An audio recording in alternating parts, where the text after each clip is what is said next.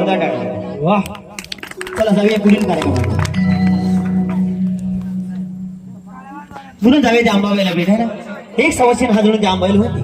आई अंबाबाई, मी बालपण म्हणून तुझी सेवा करेल आले.